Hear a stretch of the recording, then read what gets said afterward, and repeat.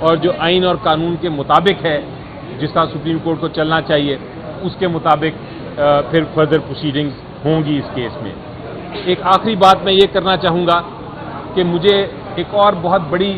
پریشانی ہوئی ذاتی طور پہ، اور وہ پریشانی یہ ہے کہ سپریم کورٹ بار ایسوسی ایشن یعنی جو وکلا کا سب سے بڑا ایسوسی ایشن ہے،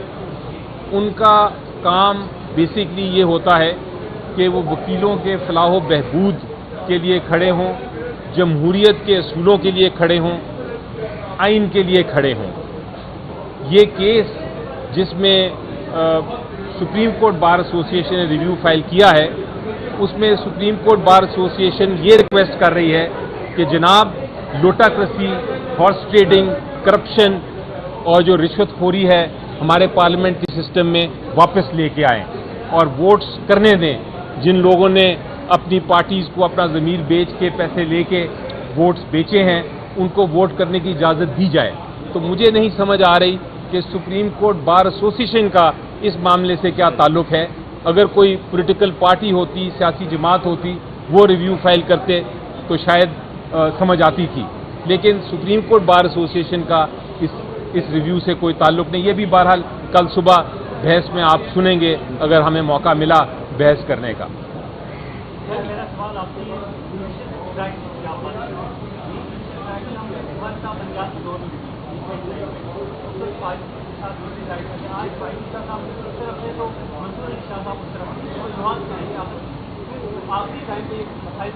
دیکھیں اس سارے کرائسس کا ایک حل ہے، اور وہ حل منطق کے اوپر بیسڈ ہے۔ وہ حل ایک طرح سے پروڈنٹ پریکٹسز جو ہوتی ہیں، یعنی کہ آپ دور اندیشی سے سوچ کے، ایک سوچ سمجھ کے ایک ایکشن لیتے ہیں اور اس کا حل ڈھونڈتے ہیں۔ تو اس کا حل بڑا سمپل ہے، اور پہلے سپریم کورٹ پہلا جو کرائسس تھا جو سجاد علی شاہ کے زمانے میں، جج صاحب کے زمانے میں ہوا تھا، وہ پھر سپریم کورٹ نے بڑی خوش اسلوبی سے اس کو ریزالو کیا۔ اور وہ اس خوش اسلوبی کا طریقہ کیا تھا؟ وہ خوش اسلوبی کا طریقہ اس کو سالو کرنے کا، اس کا حل ڈھونڈنے کا یہ تھا کہ پورا کا پورا سپریم کورٹ بیٹھا اور انہوں نے کہا یہ ہمارے سامنے مسئلے ہیں، یہ ہمارے سامنے پرابلمز ہیں، یہ ایک کرائسس بن گیا ہے، اس سے پہلے کہ انسٹیٹیوشن کو نقصان پہنچے آئیں بیٹھ کے ہم اس کو ریزالو کرتے ہیں۔ تو میرا خیال ہے سپریم کورٹ کی جو میری سجیشن ہے کہ فل کورٹ بیٹھ کے یہ سارے فیصلے کرے، وہ میں کل بھی دوں گا، اور میں نے پہلے بھی دیا ہے، گزری ہوئی کل کو بھی دیا ہے، آج بھی میں دے رہا ہوں، اور یہ میں دیتا رہوں گا کیونکہ میں اس انسٹیٹیوشن کا حصہ ہوں، اور میں سمجھتا ہوں کہ اس کا ہم نے حل ڈھونڈنا ہے، کیونکہ قوم کا بھی یہی ریکویسٹ ہے اور قوم کے لیے فائدہ بھی اسی میں ہے۔ یہ کوئی کانفلکٹ آف انٹرسٹ آپ دیکھ رہے ہیں چیف جسٹس قاضی فائز عیسیٰ کا اس تمام معاملے میں؟ آپ کو لگتا ہے کہ اگر یہ 63A کا جو فیصلہ ختم ہوتا ہے تو پھر پی ٹی آئی کے اراکین کو توڑ کر 2 تہائی اکثریت پوری کر کے قاضی فائز عیسیٰ کو آئینی عدالت کا چیف جسٹس لگایا جا سکے گا؟ اور کیا اس میں کوئی اعتراض ہے آپ کو قاضی فائز عیسیٰ کے بینچ پر موجودگی پر؟ دیکھیں 63A کا آپ نے بات کی، اور آپ نے ایک بہت اہم لفظ استعمال کیے، conflict of interest. Conflict of interest کا مطلب یہ ہوتا ہے کہ آپ جس چیز کا فیصلہ کرنے جا رہے ہیں وہ آپ کو فیصلہ نہیں کرنا چاہیے، کیونکہ اس فیصلے سے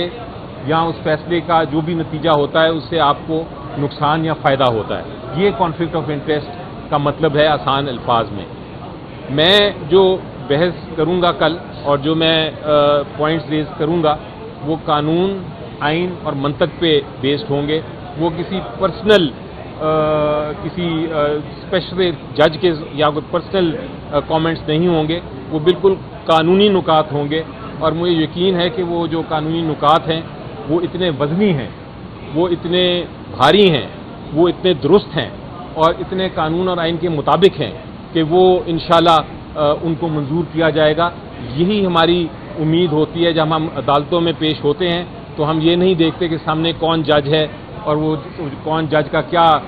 رجحان ہے، ہم یہ دیکھتے ہیں کہ قانون کیا ہے، آئین کیا ہے، اور ہم ایکسپیکٹ کرتے ہیں اور امید رکھتے ہیں کہ جو بھی جج صاحبان ہیں وہ اس کے مطابق ہی فیصلہ کریں گے۔ اگر وہ فیصلہ قانون اور آئین کے مطابق نہیں ہوتا تو پھر آپ نے دیکھا تھا سمبل کیس کے ساتھ کیا ہوا، ساری دنیا نے تنقید کی، نہ صرف آپ لوگوں نے تنقید کی بلکہ ساری وکلا کمیونٹی، ساری انٹرنیشنل کمیونٹی، سارے پارلیمنٹ جو دنیا کے ہیں، میں بہت سارے پارلیمنٹ میں بھی گیا ہوں، سب نے اس کو کنڈیم کیا اس ججمنٹ کو، تو پھر تاریخ جج کرتی ہے۔ مگر آپ نے کہا کہ یہ عمران خان کے آپ وکیل ہیں نا، تو عمران خان کو کوئی اعتراض نہیں ہے قاضی فاضل صاحب پہ؟ عمران خان صاحب اعتراض بہت بار کر چکے ہیں،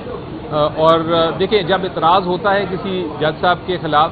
تو پھر جج صاحب کی اپنی مرضی ہوتی ہے، یہی قانون ہے کہ وہ اس کو پھر بھی اس کو سنیں یا نہ سنیں۔ وہ اعتراض کیا تھا اور انہوں نے کہا پہلے کہ میں اس کو سنوں گا، تو وہ ان کی مرضی ہے، یہی قانون ہے۔ عام بندہ کے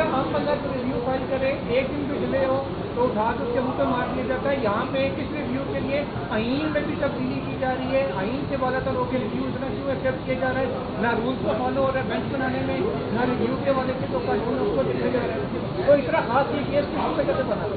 آپ نے درست فرمایا کہ ایک نارمل حالات میں تو جب ایک دن کا بھی ڈیلے ہو اور آپ نے تاخیر سے ریویو فائل کیا ہو تو کورٹ جو ہے وہ کچھ بات اور نہیں سنتا، وہ اس کو ریویو کو ڈسمس کر دیتا ہے اور پوچھتا ہے کہ وہ پوچھتا یہ ہے کہ آپ کی ایک دن کا ایکسپلین کریں کہ آپ نے ڈیلے کیوں کیا۔ تو یہاں ڈیلے ہے اور میرا خیال ہے کہ نہیں، اس کو ہم آبجیکشن ہم نے ریز کی ہے، اس کو نوٹ کیا تھا جج صاحب نے آج، وہ بھی کل آبجیکشن لیں گے۔ اس کے علاوہ آپ نے یہ آج دیکھا کہ ایک بہت جو بحث ہو رہی تھی وہ بالکل ون سائیڈڈ بحث تھی، کیونکہ جو آتھر جج تھے جنہوں نے لکھی تھی ججمنٹ اور جنہوں نے میجورٹی ججز جو 3 تھے ان میں سے 2 تو ریٹائر کر چکے ہیں اور ایک جج صاحب جو ہیں وہ اس وقت موجود نہیں تھے بینچ پہ، تو ایک طرح سے اس ججمنٹ کے خلاف اس کو ڈیفینڈ کرنے کے لیے کوئی بھی جج نہیں تھا جو آ کے ایکسپلین کر سکتا کہ میرا یہ کہنے کا یہ مقصد تھا، میرا یہ لکھنے کا یہ مقصد تھا۔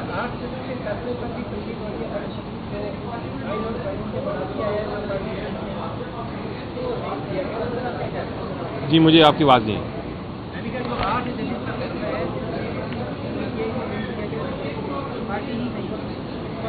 جی ٹھیک ہے، دیکھیں وہ میں ہمیشہ یہ کہتا ہوں کہ جو فیصلے ہیں ان پہ آپ تنقید کر سکتے ہیں، میں نے سن رہا ہوں تنقید یہ جو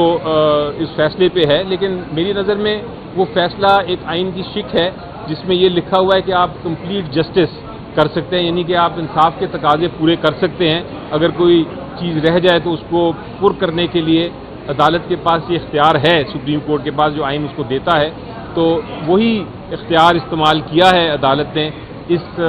کیس میں،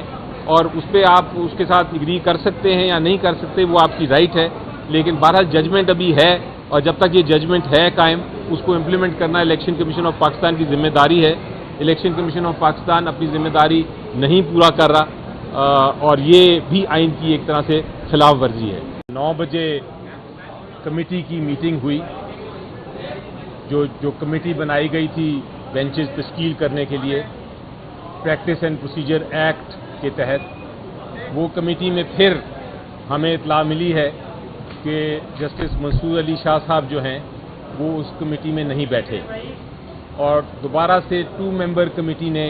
ہی آج کا بینچ تشکیل کیا ہے۔ وہ 5 ممبر بینچ بیٹھا تو جب بینچ شروع ہوا تو ایک اور عجیب و غریب چیز میں نے پہلی بار اپنی پریکٹس میں دیکھی، اور وہ یہ تھی کہ ایک سٹنگ جج جسٹس منیب اختر جو آتھر جج ہیں جنہوں نے ججمنٹ لکھی تھی، جس ججمنٹ کا ریویو ہو رہا تھا، وہ موجود تھے سپریم کورٹ میں، انہوں نے بینچ میں ہیئرنگ بھی کی لیکن وہ اس بینچ کا حصہ نہیں تھے، یعنی کہ آتھر جج کے بغیر وہ ریویو کی پروسیڈنگ شروع ہوئیں۔ جب عدالت کی پروسیڈنگ شروع ہوئیں تو میں نے اٹھ کے ایک ریکویسٹ کی، کیونکہ میری نظر میں یہ جو بینچ ہے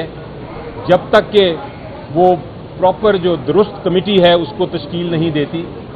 میری نظر میں یہ بینچ جو ہے وہ غیر آئینی غیر قانونی ہے، اور اس کا کوئی بھی فیصلہ جو ہے میری نظر میں یہ میرا نقطہ ہے، وہ کوئی بھی فیصلہ جو ہے وہ یہ نہیں کر سکتی اس ریویو کے بارے میں یہ والا بینچ، جب تک کہ جسٹس منصور علی شاہ صاحب جو ہیں جو بینچ جو کمیٹی کا حصہ ہیں، جب تک وہ کمیٹی میں نہیں بیٹھیں گے اور کمیٹی نیا بینچ نہیں بنائے گی، اس بینچ میں وہ طاقت نہیں، وہ قانونی طاقت نہیں کہ وہ کسی قسم کا فیصلہ دے سکے۔ یہ آبجیکشن میں نے لینی چاہی تھی آج صبح، لیکن عدالت نے کہا کہ پہلے ہم سن لیں گے سپریم کورٹ بار ایسوسی ایشن کے پریزیڈنٹ کو اور اس کے بعد پھر ہم آپ کو سنیں گے. تو ہو سکتا ہے کل مجھے ان پوائنٹس پہ سنا جائے. اس کے علاوہ بھی ہمارے بہت پی ٹی آئی کے اور عمران خان صاحب کے بہت میجر اور سیریس قسم کے آبجیکشنز اور شکایات ہیں اور اعتراضات ہیں قانونی، کیونکہ آپ دیکھ رہے ہیں کہ ایک بینچ جو ہے جو ریویو سن رہا ہے وہ آتھر جج کے بغیر سن نہیں سکتا. یہ جسٹس منیب اختر صاحب نے خط میں بھی لکھا ہے اور وہ آج بھی اسی لیے شاید نہ بیٹھے ہوں اس بینچ میں. تو یہ سارے معاملات ہیں جسے میں کہتا ہوں کہ ہمارے ملک میں آئینی کرائسس تو ہے لیکن اب ایک جوڈیشل کرائسس بھی پیدا ہو گیا ہے اور یہ ایسا سیریس جوڈیشل کرائسس ہے کہ یہ پورے ملک کو، پوری جمہوریت کو، پورے آئین کو اور اس خوبصورت انسٹیٹیوشن جس کے سامنے ہم کھڑے ہیں اس کو بھی ہلا سکتا ہے اور گرا سکتا ہے. تو میرا خیال ہے کہ کل آپ سنیں بحث. انشاءاللہ امید یہی ہے کہ جج